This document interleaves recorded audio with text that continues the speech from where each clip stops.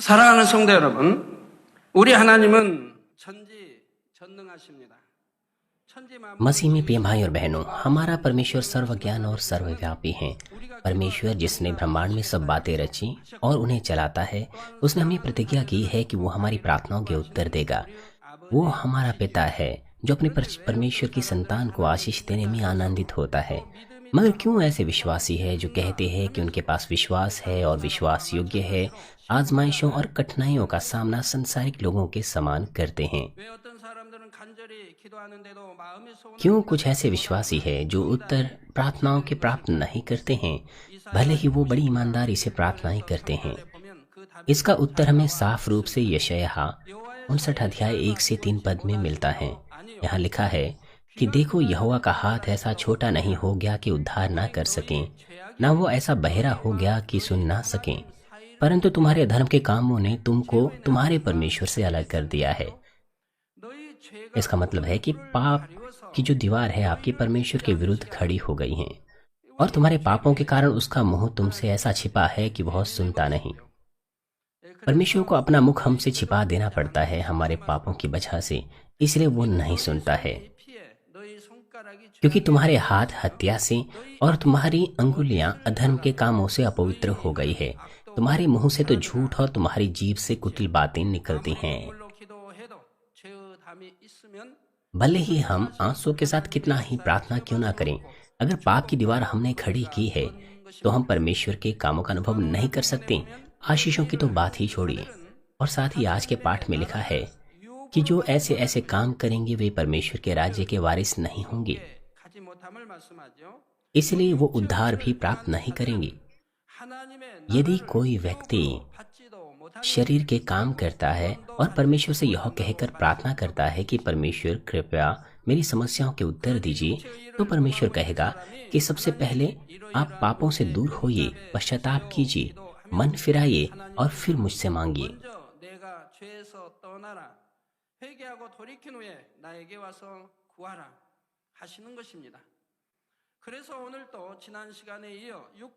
इसलिए पिछले सत्र को जारी रखते हुए मैं आपको शरीर के कामों के एक एक पहलू का विवरण एक एक करके आपको दूंगा। जब पापों का प्रचार इस वेदी से किया जाता है, कुछ लोगों को असुविधा होती है संदेश को सुनने के लिए, परंतु मुझे आशा है कि आप एहसास करें ये आशीषों के वचन हैं और आप परमेश्वर के प्रति धन्यवादी हों। उत्तर और आशीषों को प्राप्त करने का भेद और साथ ही स्वर्ग के राज्य को प्राप्त करना और अनंत जीवन को प्राप्त करने का भेद प्रभु यीशु मसीह के बहुमूल्य लहू के द्वारा पापों को दूर करना है। इफिसियों 5:8 में लिखा है, क्योंकि तुम तो पहले अंधकार थे परंतु अब प्रभु में ज्योति हो। हम एक बार अंधकार थे, हम पहले पाप में रहते थे, परंतु अब प्रभु में ज्योति हो। जो यीशु को उद्धारकर्ता के रूप में ग्रहण करते हैं वे परमेश्वर की संतान बन गए हैं, इसलिए वे प्रभु में ज्योति हैं। हम एक बार परमेश्वर की अंधकार के संतान थे, परंतु अब हम ज्योति में हैं, परमेश्वर की संतान हैं। परमेश्वर की संतान की नाई अब हमें ज्योति में चलना है। भले ही आप पहले अंधकार में थे, परंतु मैं प्रभु के नाम से प्रार्थना करता हूं कि अब आप ज्योति में निवास करें और वचन के द्वारा आशीषों को प्राप्त करें जो परमेश्वर दे रहा है। मसीह में प्रिय भाई और बहनों, ये तीसरा सत्र है आत्मा, प्राण और देह के तीसरे भाग का। आज मैं आपको शरीर के कामों के बारे में बताऊंगा। पिछले सत्र को जारी रखते हुए शरीर के काम क्रियाओं में पाप करना है। उदाहरण के लिए, यदि आप अपने पापमय स्वभाव में, मेरा मतलब है केवल आप व्यभिचार के बारे में सोचे ही ना बल्कि उस पर चले भी, व्यभिचार अपने क्रियाओं में भी करे, तो यह शरीर का काम है जो व्यभिचार है। व्यभिचार 2 प्रकार का होता है। जब कोई शारीरिक व्यभिचार करता है, कोई लड़का या लड़की जो अविवाहित है। आजकल के दिनों में संसार पाप और बुराई से भरा हुआ है।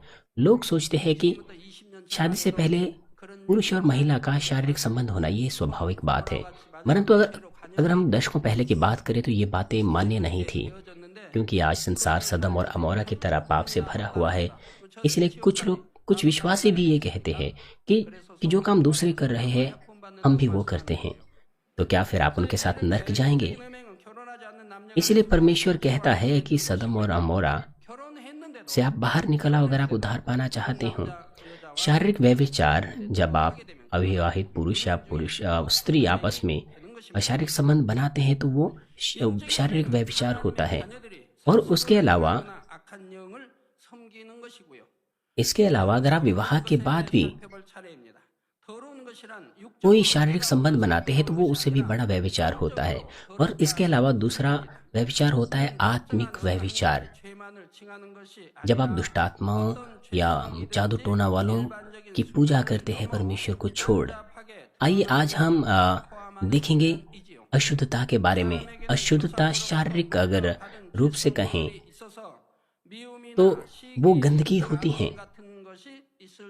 जो अगर हम शारीरिक रूप से कहें तो ये कुछ गंदी बात है, परंतु आत्मिक रूप से गंदा होना ये है खास तौर पर संसार में हर प्रकार के पापों को करना।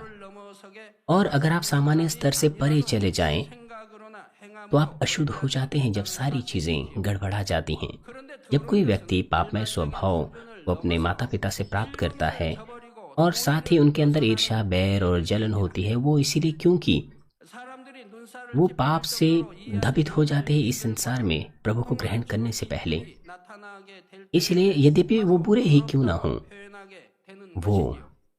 मेरा मतलब है यद्यपि वो बुरे ही क्यों ना हो, क्योंकि उन्होंने अपने पूर्वजों से पापों को प्राप्त किया है, इसलिए वो पाप करते हैं अपने विचारों में और अपनी क्रियाओं में। आप व्यभिचार के विषय में देखिए। हालांकि वेदी से व्यभिचार के बारे में बताना आसान नहीं है, लेकिन फिर भी मैं आपको विस्तार पूर्वक बताना चाहता हूँ ताकि आप इस संसार और पाप में अंधकार से अपने आप को बचा सकें। उदाहरण करने के लिए मान लीजिए कोई लूटपाट करने वाला एक पत्नी और बेटी को परिवार में रेप करता है। लूटपाट करने के साथ साथ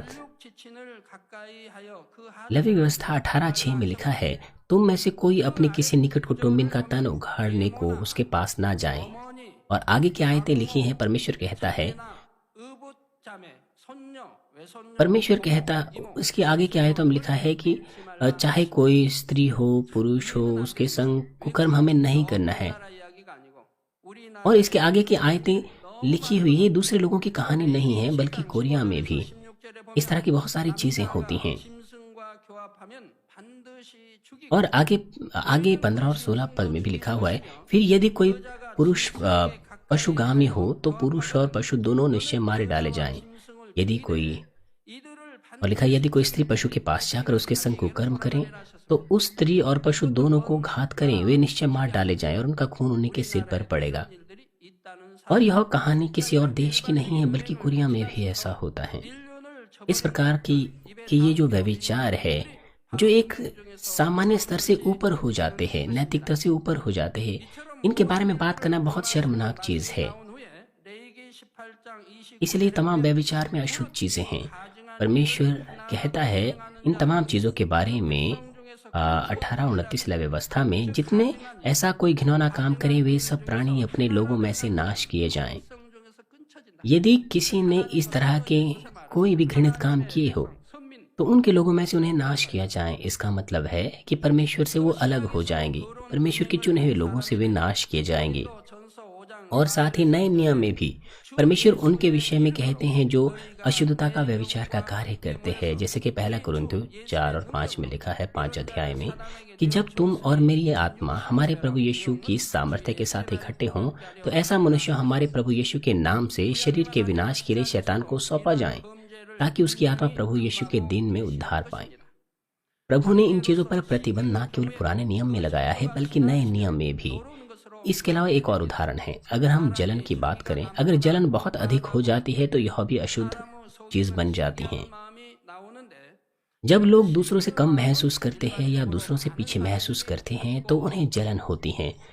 अधिकतर लोगों में यह जलन होती है। परंतु अगर हम ऐतिहासिक ड्रामा देखें तो कभी कभार हम देख सकते हैं लोगों को कि अपनी जलन के चलते वो दूसरों को हानि पहुंचाते हैं। वे दूसरे लोगों पर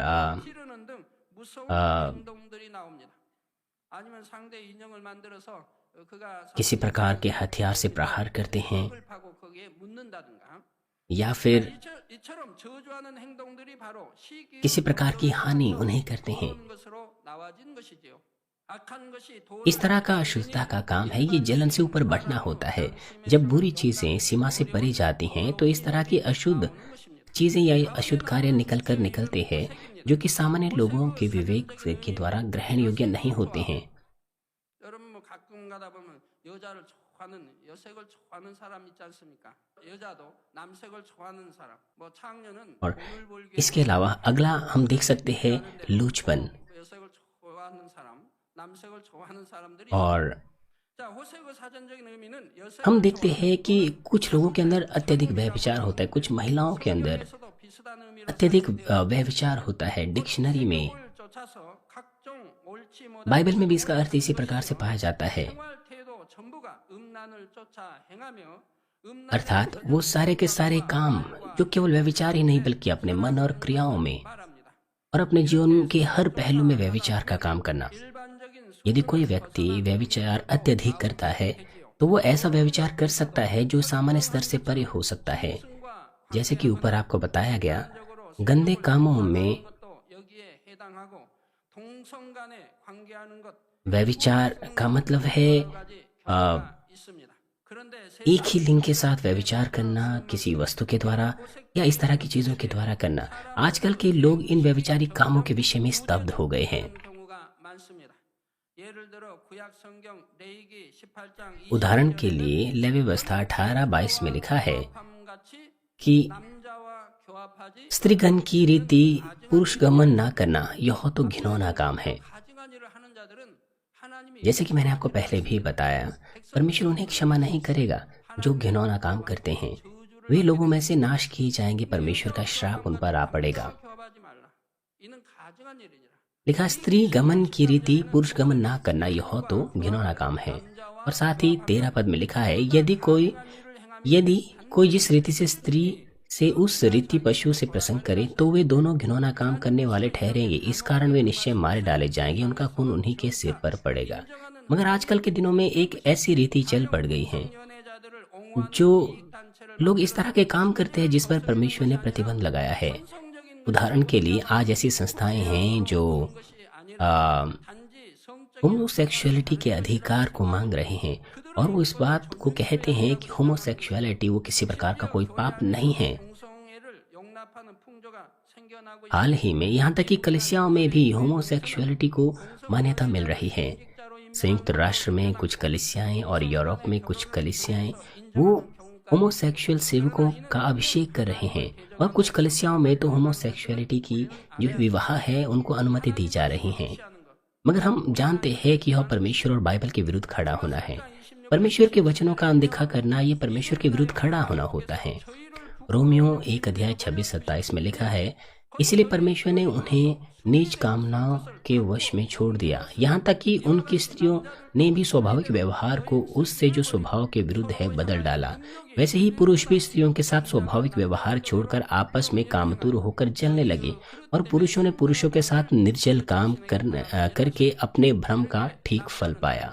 여자는 여자끼리 같은 이성끼리 사랑을 하고 이렇게 동성연애하는 और ये जो मुझे लगता था कि होमोसेक्सुअलिटी केवल यूरोप में और संयुक्त राज्य में ही पाई जाती हैं और सियोल के कुछ ही क्षेत्रों में, परंतु 운동이나 그런 이제 뭐 हैरानी की बात यह है कि आज ऐसे बहुत सारे 이런 데나 있는 줄로 알아 होमोसेक्सुअल्स मिलते हैं। 많이 있는 것을 보게 됩니다.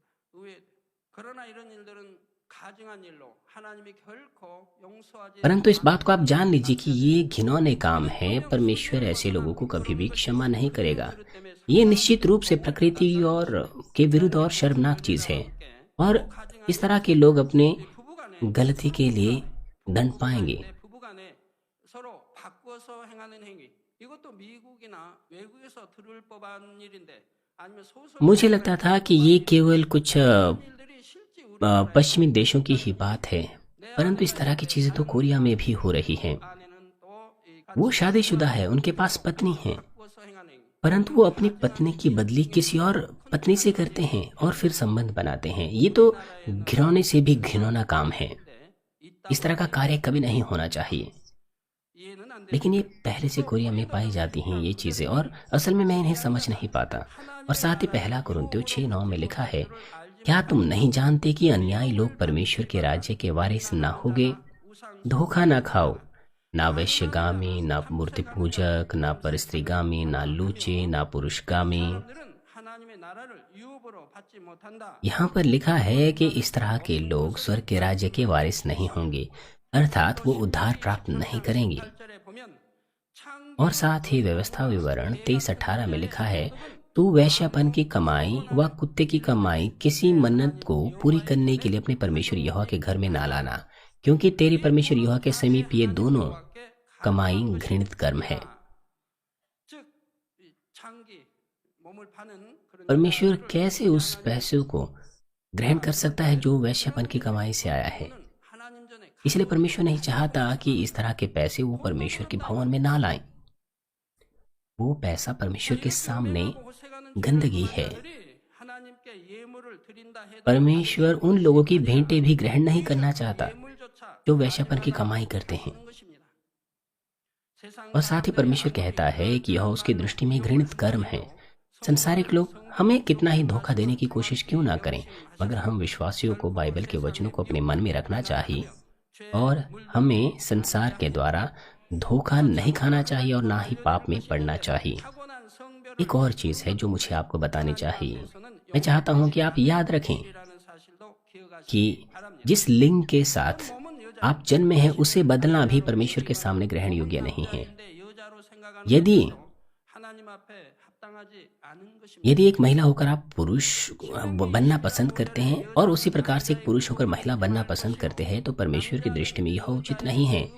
व्यवस्था विवरण 22:5 में लिखा है, कोई स्त्री पुरुष का पहराव 하나님 여호와께 ना पहने और ना ही कोई पुरुष स्त्री का पहरावा पहने, क्योंकि ऐसे कामों के सब करने वाले तेरे परमेश्वर यहोवा की दृष्टि में घृणित है।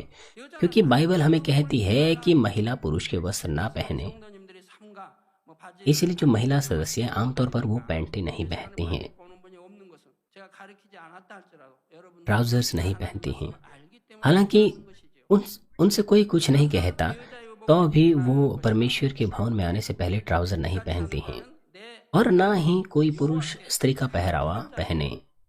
ये सब बातें परमेश्वर की दृष्टि में घृणित है। 거여가는 것이라 이 말입니다. ये प्रकृति के 지금까지 और सृष्टि के नियम के विरुद्ध खड़ा होना है। प्रिय भाइयों बहनों, अभी तक जो चीजें मैंने आपको बताई, अर्थात व्यभिचार, गंदे काम और लूचपन, ये संसार की सबसे 드러지게 나타난 प्रकट चीजें हैं, सबसे प्रकट चीजें हैं। 성이 멸망할 때도 그러한 और यह अत्यधिक हो रहा है जैसे जैसे संसार पाप से भर रहा है। जैसे कि लिखा है कि शरीर के काम तो प्रकट है। 알려져 सदोम और अमोरा के समय में भी ऐसा ही था जब उसे नाश किया गया। 할지라도 그 가족이랄지라도 구원받을 수가 없는 सदोम में यहाँ तक कि लूत और उसका परिवार भी 데서 उद्धार प्राप्त नहीं कर पाता अगर वो वहीं रहते। इसलिए परमेश्वर ने उन्हें वहां से बाहर निकाला। 아내는 이 세상에 परंतु उसकी पत्नी संसारिक इच्छाओं को दूर नहीं कर पाई और उसने पीछे मुड़कर देखा। हालांकि स्वर्गदूत ने ऐसा 뒤돌아봐 ना करने के लिए भी उन्हें कह दिया था, इसलिए वो नमक का खंभा बनकर मर गई। 롯의 और साथ ही 사이들 लूत के 이란 말을 들음에도 जो 그런 말을 농담으로 여겼다 이 말입니다. बेटियों के पति थे, 그러므로 그들도 사망 उन्होंने भी लूत की बात को मजाक में लिया, इसलिए वे भी मर गए। 제가 다른 사람 이런 말이 प्रिय 농담 सदस्यों, 전부 하나님의 말씀인 것이라 이 말입니다. इस बेदी से जो मैं कह रहा हूँ, क्या वो मजाक है? ये सब परमेश्वर का वचन है। आपको 하나님 말씀 उन्हें कभी भी मजाक नहीं समझना है, 적으로 심판이 있기 때문에 대충 अनदेखा नहीं करना है। जैसा कहा गया है, न्याय सटीक रूप से वैसा ही होगा, इसीलिए आपको इन्हें कभी भी हल्के में नहीं लेना है। यदि मैं इन चीजों का प्रचार करूं तो आप में से कुछों को बुरा लग सकता है, परंतु आपको धन्यवादी होना चाहिए, भले ही आपको बुरा क्यों ना लगे। 하지 말아야 됩니까? 대충 넘어가면 되겠습니까? 지적하지 않고 넘어가면 क्या मैं इस बात को बोलना बंद कर दूं कि आप नर्क जाने के मार्ग पर ना जाएं? क्या मैं इसे हल्के में लूं? नहीं, मैं ऐसा नहीं कर सकता। 힘든 거 아니겠습니까? आपको बुरा लगता है क्योंकि 힘들 일이 아니라 आप मन नहीं फिराना चाहते, क्योंकि मैं आपको कहता हूं कि आप मृत्यु के मार्ग पर ना जाएं। यदि आप अपना मन बनाएं और मन फिराएं तो आपको धन्यवादी होना चाहिए। ये धन्यवाद की बात है कि आप आंसू बहाएं। 속기 돌이켜서 그런 일이 없어야 할 것입니다. 멸망할 무렵 음행과 더러운 것과 호색적인 것들이 얼마나 그 가운데 만연해 있었는지 कृपया ये न कहें कि आपको बुरा लगता है। 마찬가지입니다. आपको धन्यवादी होना है कि आप ऐसा पाप ना करें और मन फिराएं। आजकल के दिनों में मेरा मतलब है कुछ दशकों पहले अगर हम इस तरह की बातें कहें तो ये बहुत मुश्किल बातें थी। मेरा मतलब है इन चीज़ों के बारे में बातें करना भी मुश्किल था। ये सामान्य नहीं था समाज में ग्रहण करना। 혼사끼리 막힙니다. 그리고 또 동네에서도 추방을 당합니다. दशकों पहले अगर विवाह ना करता है कोई, अगर वो अकेला भी रहता है 받지 마십시오. 우리 젊은이들. और अगर वो इस तरह का कोई काम करे तो 오늘날은 음행이 उस 너무나 많이 나타나는데 वो शादी ही नहीं कर पाते थे। परंतु आज बिल्कुल अलग है। आज वह विचार संसार में अत्यधिक फैल गया है और ये बहुत शर्मनाक चीज़ है। परमेश्वर के विरुद्ध काम करना है। आज ये चीज़ें इतना अधिक भर गई है संसार में कि लोग एहसास ही नहीं करते और इस तरह के शर्मनाक कार्य करते हैं और परमेश्वर के विरुद्ध खड़े होते हैं। 하는 사람들이 कुछ लोग कहते हैं कि अगर आप ऐसे काम ना करें तो आप मूर्ख हो। 당하는 일이 없어야 할 것이라 이 말입니다. परंतु हम जानते हैं इस तरह का व्यक्ति मूर्ख नहीं है बल्कि वो वर्ग जा रहा है। इसीलिए जो लोग इस तरह की बातें करते हैं आपको धोखा नहीं खाना है। 결코 죄 आपको इस बात को एहसास कर लेना चाहिए इन चीज़ों के द्वारा कि अंत बहुत करीब है। मैं प्रभु के नाम से आपसे विनती करता हूँ कि आप पाप से भयभीत ना हो बल्कि पवित्र और शुद्ध संतान परमेश्वर की बनकर निकलें। 다음으로 나오는 육체의 일은 우상 숭배입니다. 우상 숭배라는 것은 사람이 하나님을 शरीर का अगला काम है मूर्ति पूजा। मूर्ति पूजा 들 앞에 प्रतिमाओं की आराधना करना होता है जो लकड़ी, पत्थरों से या धातु से बनी हो। 께서 가장 싫어하시는 죄 중에 मूर्ति पूजा 출애굽기 20장 4절 परमेश्वर की दृष्टि में एक बहुत ही घृणित कार्य है, 우상을 घृणित पाप है। निर्गमन 20:4-6 में लिखा है, तो अपने लिए कोई मूर्ति खोद कर ना बनाना, न किसी की प्रतिमा बनाना जो आकाश में व पृथ्वी पर या पृथ्वी के जल में हो। 아래로 तो उनको दंडवत ना करना, ना उनकी उपासना करना। 속에 있는 것에 아무 형상이든지 만들지 말며 그것들에게 और हम यहाँ पर देखते हैं 섬기지 말라. चाहे कोई पृथ्वी के अंदर हो, पृथ्वी के ऊपर हो, आकाश में हो, 나를 미워하는 तो उनमें से किसी की उपासना ना करना, क्योंकि मैं तेरा परमेश्वर यहोवा जलन रखने वाला ईश्वर हूँ। 사람들을 जो मुझसे बैर रखते हैं उनके बेटों, पोतों और परपोतों को भी पितरों का दंड दिया करता हूँ। 3-4대까지 이르게 하거니와 3-4대까지 또 나를 사랑하고 내 계명을 지키는 और जो मुझसे प्रेम रखते हैं और मेरी आज्ञाओं को मानते हैं उन हजारों पर करुणा किया करता हूँ। 숭배의 보응이 자녀 손 3-4대까지 이른다는 것은 결국 집안이 완전히 यदि 몰락해버린다는 पितरों 의미가 됩니다. के घृणित काम तीसरे और चौथी पीढ़ी तक चले जाते हैं तो वो परिवार पूरी तरह से नाश हो जाता है, 3-4대까지 그 저주가 वो परिवार बर्बाद हो जाता है। यदि 우상 숭배에서도 तीसरे से चौथी पीढ़ी तक वो आजमाइश और कष्टों में ही पड़े रहें। आपको साफ रूप से पता होना चाहिए कि किस तरह के पाप तीसरे और चौथी पीढ़ी तक श्रापों को लाते हैं। 불공한 거대로 어떻게 했는 뭐도 바치고 했는데 그 부모가 आप अलग अलग मामलों को पहचान सकते हैं। उदाहरण के लिए मान लीजिए आपके माता पिता ने मूर्ति पूजाएं की किसी बुद्धिस्ट मंदिर में, 빨라보다 하고 그냥 तो उन्होंने ऐसा काम बिना अर्थ को ज्यादा जाने हुए किया, क्योंकि उन्होंने दूसरे लोगों का अनुसरण किया। वो आशीष पाना चाहते थे। इसीलिए हो सकता है वो आकाश में भी अलग अलग तारों की आराधना करते होंगे। वो इसके अर्थ को नहीं जानते हैं, 뭘 알지 못하고 इसलिए वो असल में परमेश्वर के विरुद्ध खड़ा होना नहीं है। 하나님을 대적하고 그러는 건 아니라고. 모르니까 그게 신인 줄 알고 그냥 이렇게 하는 거지. वो सिर्फ ये सोचते हैं कि वो परमेश्वर की आराधना कर रहे हैं, 그런 건 아니라 이 말이야. इसलिए वो परमेश्वर के विरुद्ध खड़ा नहीं होते, ना परमेश्वर को गालियां देते हैं, ना कुछ ऐसा करते हैं। वे परमेश्वर के अस्तित्व का आदर करते हैं। 이르는 게 아니라 और इस तरह के मामले में जो श्राप है वो तीसरी से चौथी पीढ़ी तक नहीं आएगा। अगर वो मन फिराए, पश्चाताप करे, तो वो उद्धार प्राप्त कर सकते हैं। 자, 3대만 여러 가지 시험하려니 겹쳐도 그 가문은 거의 엉망이 되기 마련이지요. 실제로 여러 यदि आजमाइशें और कष्ट 3 से चौथी पीढ़ी तक चलती रहें तो परिवार बर्बाद हो जाएगा। असल में अगर आप उन परिवारों को देखें जो पीढ़ियों से मूर्ति पूजाएं कर रहे हैं, तो आप देख सकते हैं कि उनके बच्चों को बीमारियां और कष्ट निरंतर 볼수 있지. आते रहते हैं। 특히 귀신 들린 사람, 정신 이상자, 알코올 중독 विशेष रूप से उनमें से बहुत से आत्मिक रूप से 재앙을 भूतग्रस्त हो जाते हैं या फिर शराब पीने लग जाते हैं और बाधित होते हैं। 원수 마귀가 계속 यद्यपि उनकी संतान प्रभु को ग्रहण करते हैं, परमेश्वर पर विश्वास करने की कोशिश करते हैं, परंतु शत्रु दुष्ट निरंतर बाधाएं उत्पन्न करता है। 교회 나와서 इसलिए जो दूसरे मसीह में जीवन जीते हैं उनकी तुलना में वो ज्यादा कष्ट प्राप्त करते हैं। 그 초는 분들 और साथ ही वो चर्च आते हैं, मसीह जीवन जीते हैं, परंतु शत्रु दुष्ट और शैतान उनका अनुसरण करता है, उन्हें बाधित करता है। इसलिए हर वक्त वो सोते रहते हैं सभाओं के दौरान। इसलिए उन्हें निरंतर परमेश्वर के सम्मुख जाना है और प्रार्थनाएं करते रहना है। इसीलिए किसी न किसी दिन जब उनके पास ऐसा विश्वास होगा जिसे परमेश्वर ग्रहण करें, और जब उनकी प्रार्थनाएं एकत्र हो जाएगी, तो आप शत्रु दुष्ट और शैतान को दूर कर सकते हैं और वो बंधन टूट जाएंगे। और अगर शत्रु दुष्ट दूर हो जाएगा तो फिर आपको नींद नहीं आएगी, ना कोई काल्पनिक विचार आपके पास होंगे। इसीलिए आप आत्मा और सच्चाई से आराधना कर सकते हैं। किसी प्रकार के भविष्य बताने वाले के पास जाना, ये भी, या फिर जादू टोना करना एक प्रकार की मूर्ति पूजा है। खासतौर पर यदि कोई विश्वासी इस तरह के काम करे, जैसे कि मैंने आपको पिछले सत्र में बताया, यह भी आत्मिक व्यभिचार है। इसे परमेश्वर प्रसन्न नहीं होता। और मूर्ति पूजा में इसमें भी दो होती, एक शारीरिक मूर्ति पूजा होती है, एक आत्मिक मूर्ति पूजा होती है। यदि कोई व्यक्ति सच्चे परमेश्वर पर विश्वास करें और फिर परमेश्वर से बढ़कर किसी और से प्रेम करें, तो वह वस्तु उस व्यक्ति के लिए आत्मिक रूप से मूर्ति बन जाती है। यदि वो परमेश्वर पर विश्वास करे तो पहले उन्हें परमेश्वर से प्रेम करना चाहिए, लेकिन ऐसा ना करने के द्वारा वो अपने कर्तव्यों को त्यागते हैं। हमारा प्रभु हमेशा हमसे कहता है कि हमें सबसे पहले अपने पूरे हृदय, प्राण, आत्मा, मन, बुद्धि से, जीवन से परमेश्वर को सबसे पहले प्रेम करना है। क्या उसने असल में ऐसा कहा है कि पूरे मन, प्राण, ताकत, बुद्धि और जीवन से? हाँ, बिल्कुल। अगर आप चारों सुसमाचार पढ़े और अगर आप उन्हें जोड़े तो ये बातें वहां पर है। हमें सबसे पहले परमेश्वर से प्रेम करना है। मगर क्यों हमें पहले परमेश्वर से प्रेम करना है? 80 के दशक में ये एक व्यक्ति की बात है। उनके बच्चे उन्हें चर्च ले आए और मैं प्रचार कर रहा था कि हमें सबसे पहले परमेश्वर से प्रेम करना है। और मुझे लगता है कि वो महिला चर्च तब आई जिस क्षण में वो प्रचार कर रहा था कि हमें सबसे पहले परमेश्वर से प्रेम करना है। परंतु जब वह वापस घर लौटी तो वो अपने बच्चों को चर्च आने से रोकने लग गई, क्योंकि वो कहने लग गई कि वहां पर आपको ये सिखाया जाता है कि आप सबसे पहले परमेश्वर से प्रेम करो। मगर बाद में वो समझ गई थी और बाद में वो एक विश्वासी बन गई।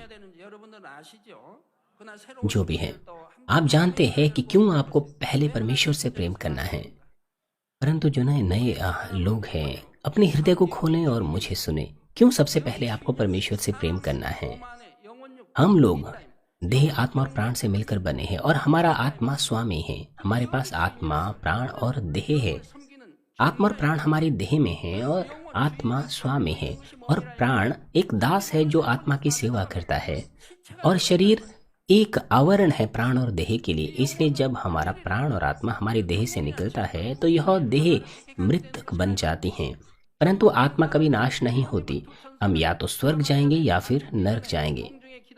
वो जो स्वर्ग जाते हैं, श्वेत वस्त्रों में 2 स्वर्गदूत उनका इंतजार करते हैं और उनके प्राण और आत्मा को ले लेते हैं।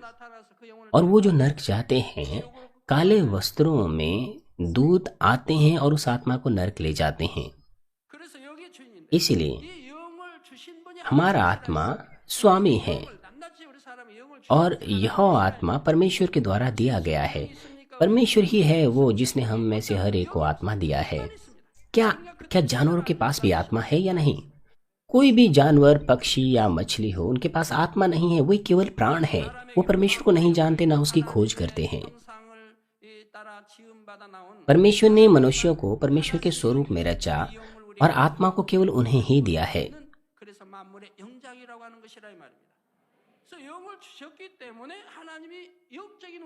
इसीलिए उन्हें तमाम प्राणियों का स्वामी कहा जाता है। क्योंकि परमेश्वर ने हमें आत्मा दिया है, इसीलिए वो हमारी आत्मा का स्वामी है। और फिर वो शारीरिक रूप से भी हमारा पिता क्यों है? क्योंकि परमेश्वर ही है वो जिसने आदम और हवा को जीवन का बीज दिया था, जो मनुष्यों के पूर्वज है। परमेश्वर ने पुरुष को शुक्राणु दिए और महिला को अंडाणु दिए। इन दोनों के संयोग से एक जीवन उत्पन्न होता है। आपके खून के माता पिता, उन्होंने एक दूसरे से प्रेम करने के द्वारा जीवन का बीज, जीवन के बीज के द्वारा आपको जन्म दिया है। 그런다고 해서 육의 부모가 아니라는 게 और जो आपकी माता है उसने केवल शरीर को उधार दिया है, मगर मैं ये नहीं कह रहा हूँ कि वो आपके माता पिता नहीं है। मैं ये कह रहा हूँ कि यहाँ तक कि शारीरिक जीवन भी मूल रूप से परमेश्वर के द्वारा जीवन के बीच से आया है, इसीलिए वो हमारा दोनों ही आत्मा और प्राण का पिता है। 되시는 것이고요. बेशक आपके माता पिता ने आपको जन्म दिया है और आपको पाला बड़ा किया है, इसलिए वो आपके माता पिता है। इसलिए परमेश्वर हमसे कहता है कि हम सबसे पहले परमेश्वर से प्रेम करें। और साथ ही दुष्ट की संतान होने के नाते आप नाश की ओर जा रहे थे, परंतु उसने अपना इकलौता पुत्र दे दिया और हमें बचाया। सबसे पहले परमेश्वर ने हमसे प्रेम किया और उसके इकलौते पुत्र यीशु ने भी हमसे प्रेम किया और पिता के पास जाने का मार्ग खोला, बहुत सी पीड़ाओं से गुजरने के द्वारा और कोड़े खाने के द्वारा, ताकि हम उद्धार प्राप्त कर सकें। क्योंकि परमेश्वर ने इस प्रकार से हमसे प्रेम किया, यदि हम इस बात को जाने और विश्वास करें तो सबसे पहले हमें परमेश्वर से प्रेम करना है। ये स्पष्ट है। परंतु वो माता पिता जो विश्वास के पहले स्तर पर होते हैं, कृपया आप जलन ना रखें, क्योंकि ये बहुत ही स्पष्ट चीज है। यदि वो परमेश्वर से प्रेम करते हैं तो पहले उन्हें परमेश्वर से प्रेम करना चाहिए, लेकिन अगर वो ऐसा नहीं करते हैं तो वो अपने कामों को त्यागते हैं। क्यों पहले परमेश्वर से हमें प्रेम करना है? वो इसीलिए क्योंकि हम परमेश्वर के वचनानुसार जी पाएंगे, उद्धार प्राप्त कर पाएंगे और बेहतर स्वर्गीय स्थानों में जा पाएंगे। और यह तभी संभव है जब हम परमेश्वर से प्रेम करते हैं। जैसे कि कहा गया है कि एक दास दो स्वामियों की सेवा नहीं कर सकता। यदि आप इस संसार से प्रेम करें तो इसका मतलब है कि परमेश्वर का प्रेम आपके अंदर नहीं है। इसीलिए आप आत्मिक चीजों के बजाय शारीरिक चीजों की खोज करेंगे। हनन्याह और सफीरा प्रेरितों के विश्वास की पुस्तक में हम देखते हैं, वो सबसे पहले परमेश्वर से प्रेम करते थे और परमेश्वर को देने के लिए उन्होंने अपनी भूमि बेची, परंतु उनके अंदर गलत इच्छाएं थी। इसीलिए अपनी भूमि को बेचकर जो पैसा उनको मिला था उनमें से उन्होंने कुछ छिपा दिया और अंत में पवित्र आत्मा को धोखा देने का श्राप उन पर पड़ा और वो मर गए। और किंग जेम्स वर्जन में यहाँ पर लिखा है कि उन्होंने अपना प्राण छोड़ दिया। इसका मतलब है उन्होंने उद्धार प्राप्त नहीं किया। उन्होंने उद्धार प्राप्त नहीं किया। ये उनकी अपनी भूमि थी। जब उन्होंने अनुग्रह पाया तो वो उसे परमेश्वर को देना चाहते थे बेचने के द्वारा। पतरस चमत्कार उत्पन्न करता था। जब वो सबसे पहले पवित्र आत्मा से भरे थे, उन्होंने इस तरह से किया कि वो परमेश्वर को देना चाहते, और असल में जब उन्होंने अपनी भूमि को बेचा तो उन्होंने उस बेचे हुए से जो पैसा मिला था उसमें से कुछ हिस्सा रख लिया था। और बाइबल क्या कहती है? बाइबल कहती है कि उन्होंने पवित्र आत्मा को धोखा दिया। केवल परमेश्वर के दास पतरस को नहीं, बल्कि पवित्र आत्मा को धोखा दिया। इसलिए उन्होंने अपना प्राण छोड़ दिया। कृपया इस वचन को आप अपने मन में रखें। इस तरह का न्याय अगर आपके ऊपर आता है तो आप में से आज बहुत से उद्धार प्राप्त नहीं कर पाएंगे। आप में से कुछ लोग, मेरा मतलब है आप में से कोई भी उद्धार प्राप्त नहीं करेंगे। आप में से कुछ लोग कि दूसरों का पैसा छूते हैं, चोरी करते हैं, परमेश्वर का पैसा अपने लिए इस्तेमाल करते हैं। अगर परमेश्वर आज आपको न्याय करे तो आप में से बहुत से उद्धार प्राप्त नहीं करेंगे।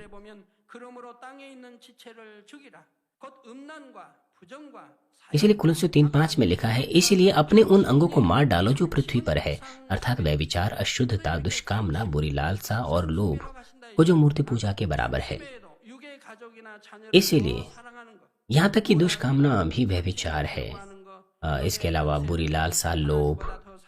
अगर आप शारीरिक माता पिता से प्रेम करते हैं, अपने बच्चों से प्रेम करते हैं, संसारिक चीजों से प्रेम करते हैं परमेश्वर से बढ़कर, तो यह सब आत्मिक मूर्ति पूजा है। अगर आप सबसे पहले परिवार से प्रेम करें, अपने बच्चों से, अपने माता पिता से प्रेम करें, हालांकि यह स्पष्ट है आप उनसे प्रेम करना चाहिए जिन्होंने आपको जन्म दिया है। और अगर आप विवाह करते हैं तो अपने साथी से प्रेम करना, ये स्पष्ट है क्योंकि आपने विवाह में ऐसी कसम खाई है। पति के लिए पत्नी से प्रेम करना और पत्नी के लिए पति से प्रेम करना, ये स्पष्ट है। वो सबसे पहले अपने माता पिता से प्रेम करेंगी और फिर अपने पति से प्रेम करेगी, और साथ ही पति को भी अपनी पत्नी से प्रेम रखना चाहिए, तो फिर वो अपने बच्चों से भी प्रेम रखेंगे, और साथ ही उन्हें अपने पड़ोसियों से भी अपने समान प्रेम रखना चाहिए। ये स्पष्ट चीज है। ये स्पष्ट है कि आप अपने माता पिता से प्रेम करते हैं उसी प्रकार से। इसी प्रकार से परमेश्वर से प्रेम करना भी स्पष्ट है, जो आपका दोनों ही प्राण आत्मा और देह का पिता है। जब आप पहले परमेश्वर से प्रेम करेंगे तो आप सारी आशीषें पाएंगे, आप हमेशा सुरक्षित रहेंगे, आप कोई शराब नहीं पाएंगे, बल्कि केवल आशीषें पाएंगे। ये एक निश्चित तथ्य है।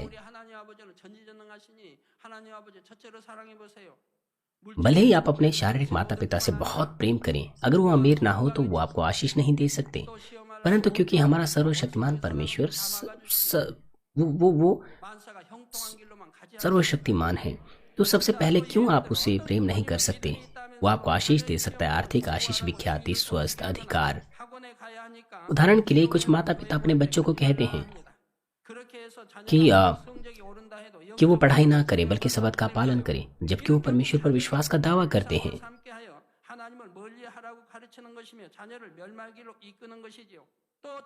भले ही उनके अंक क्यों ना बढ़ जाए, लेकिन आत्मिक रूप से क्या होगा? अंत में वो बच्चे जो है पढ़ाई को एक मूर्ति बना लेंगे अपने लिए और परमेश्वर से दूर हो जाएंगे और अंत में नाश हो जाएंगे, नाश के मार्ग पर चले जाएंगे। कुछ लोग टीवी प्रोग्राम देखने के लिए सबद का पालन नहीं करते, स्पोर्ट्स गेम को देखने और खेलने के लिए सबद का पालन नहीं करते। मैं आपसे हमारे प्रभु के नाम से विनती करता हूँ कि आप अपने हृदय को संसारिक चीजों को ना दें, केवल परमेश्वर से ही सबसे पहले अपने पूरे प्राण, बुद्धि, ताकत और जीवन से प्रेम करें। आज हमने गंदे काम, लुचपन और मूर्ति पूजा के बारे में सीखा। बाकी मैं आपको अगले सत्र में बताऊंगा। आइए इस संदेश का सारांश मैं आपको दूंगा। प्रकाशित वाक्य 18:4 में लिखा है, फिर मैंने स्वर्ग से किसी और का शब्द सुना कि हे मेरे लोगों, उनमें से निकल आओ कि तुम उनके पापों में भागी ना हो और उसकी विपत्तियों में से कोई तुम पर ना पड़े।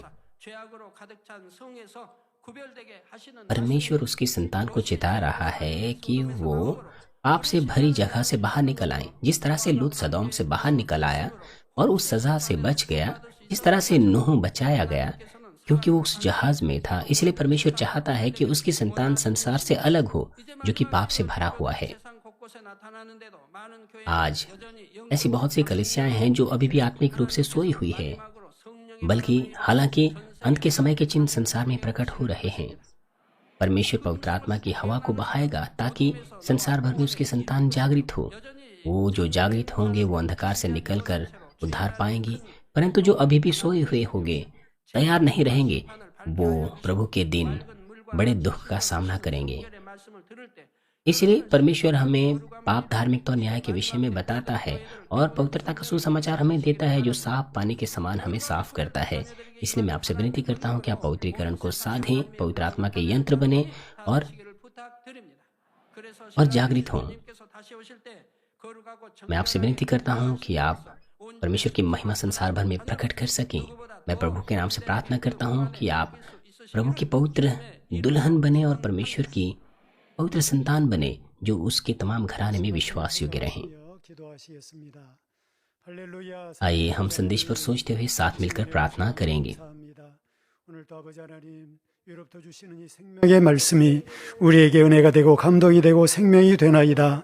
아버지 한 말씀 성령의 도심 속에 아버지 우리가 깨달으며 다시 한번 우리 마음에 새겨보고 아버지 하나님 정령이 마지막 때를 살아가는 우리 아버지 말씀대로 행함으로 참으로 아버지 앞에 주시는 참된 복을 받아 참자녀로 나아갈 수 있는 우리 모든 만민이 되게 하여 주시옵소서.